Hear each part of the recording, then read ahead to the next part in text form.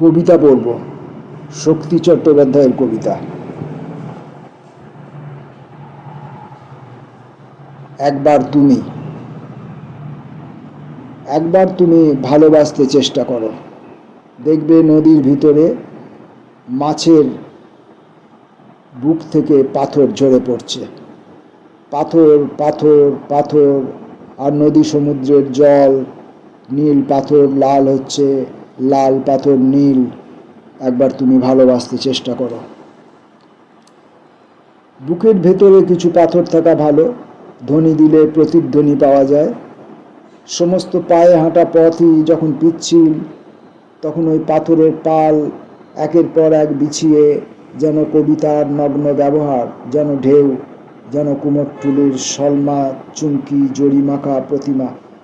বহুদূর হেমন্তের পাশুটে নক্ষত্রের দরজা পর্যন্ত দেখে আসতে পারি। বুকের ভেতরে কিছু পাথর থাকা ভালো। চিঠিপত্রের বাক্স বলতে তো কিছু নেই, পাথরের ফাঁক করে রেখে এলেই কাজ হাসিল। অনেক সময় তো ঘর গড়তেও মন চায়। মাছের বুকের পাথর ক্রমেই আমাদের বুকে এসে জায়গা করে নিচ্ছে। আমাদের সবই দরকার। আমরা ঘর বাড়ি গড়ব, সভ্যতার একটা স্থায়ী স্তম্ভ তুলে ধরব।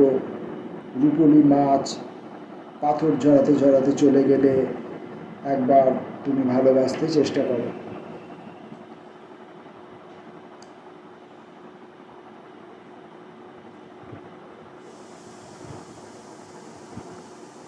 শক্তি চট্টোপাধ্যায়ের পরবর্তী কবিতা। অবসর নেই, তাই তোমাদের কাছে যেতে পারি না। তোমাকে একটা গাছের কাছে নিয়ে দাঁড় করিয়ে দেব। সারা জীবন তুমি তার পাতা গুনতে ব্যস্ত থাকবে। সংসারের কাজ তোমার কম, অবসর আছে বলেছিলে একদিন, অবসর আছে তাই আসি। একবার ওই গাছে একটা পাখি এসে বসেছিল। আকাশ মাতিয়ে বাতাসে ডুব সাঁতার দিয়ে সামান্য নীল পাখি তার ডানার মন্তব্য আর কাগজ কলম নিয়ে বসেছিল। হ্যাঁ, আমি তার লেখাও পেয়েছি। ক্বচিৎ কখনো ওই পথে পথিক যায়, আমায় এসে বলে, বেশ নির্ঝঞ্ঝাট আছো তুমি, যাও। আমার হিসাব নিকাশ টানাপোড়েন, আমার সারাদিন। অবসর নেই, তাই তোমাদের কাছে যেতে পারি না। সন্ধে হয়, স্টেশনের কোমরের আকন্দ ফুলগুলো ফুলে ওঠে। আমার কষ্ট হয় কেমন, আকন্দর নাকছাবি তোমায় মানাতো বেশ। পাতার একটা থোক হিসেব পাঠাতে তৎপর হয়েও, তাছাড়া কম দিন তো হলো না তুমি গেছো। দুপুর রাতে কথা তোমাদের কিছু কানে গেছে। জ্যোৎস্নায় গাছের ভিতরে পা ছড়িয়ে বসে তুমি গত মাসে একটা রান্নাঘর তৈরি হবার কথা জানিয়েছিলে। হোটেলের ভাত ডাল তাহলে আর তেমন পুষ্টিকর নয়। জীবনে হেমন্তেই তুমি ছুটি পাবে। জীবনে হেমন্তেই তুমি ছুটি পাবে। পুরীতেও যেতে পারো। ফিরতি পথে ভুবনেশ্বরটাও একবার দেখে এসো। আবার কবে যাও না যাও তার ঠিক নেই।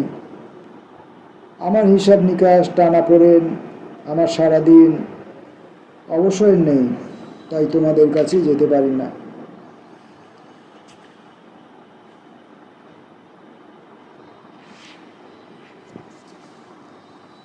শক্তি চট্টোপাধ্যায়ের আরেকটি কবিতা পড়ব, আমরা সকলেই। সমস্ত সকালবেলা ধরে কারা আমাদের হারানো দিনের গল্প বলে গেল। সমস্ত সকালবেলা ধরে কারা আমাদের উঠতে বলল না, কেবল বলল, বসে বসে শোনো তোমরা তোমাদের সেই দিনগুলি যা তোমরা পিছনে ফেলে রেখে এসেছিলে, তা কেউ কুড়িয়ে নেয়নি। আর তুমি টাকা হারিয়ে এসো, পিছন থেকে কুড়িয়ে নেয় অনেকে। পথ হারিয়ে এসো তুমি, সেই পথেই সারিবদ্ধ পথিক চলেছে। মৃতদেহ ফেলে রেখে এসো তুমি, শকুন শৃগালে ভোগ করেছে মাংস। দরজা খুলে রেখে এসো তুমি, ত্রস্ত মেয়ে মানুষ নিয়েছে পিতলের বাসন। বাড়ি ফেলে রেখে এসো তুমি, সমস্ত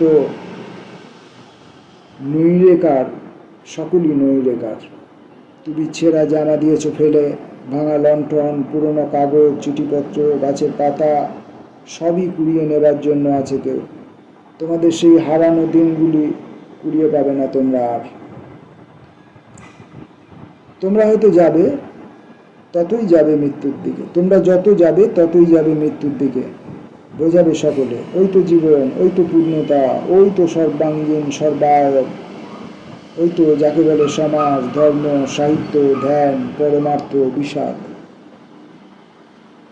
সমস্ত সকালবেলা ধরে কারা আমাদের হারানো দিনের গল্প বলে গেল।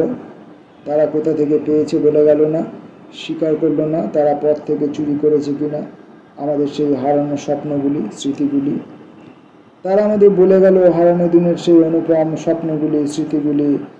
আমরা অনুভব করলাম আবার সেই সব হারানো গল্প, যা আমরা এতাবৎকাল হারিয়ে এসেছি। হারিয়ে এসেছি বনে প্রান্তরে, পুরানো খাতায়, স্লেটে, রাজতলায়, নদী সমুদ্রে, বেলাভূমিতে, পথে, ডালে ডালে, টকি হাউসে।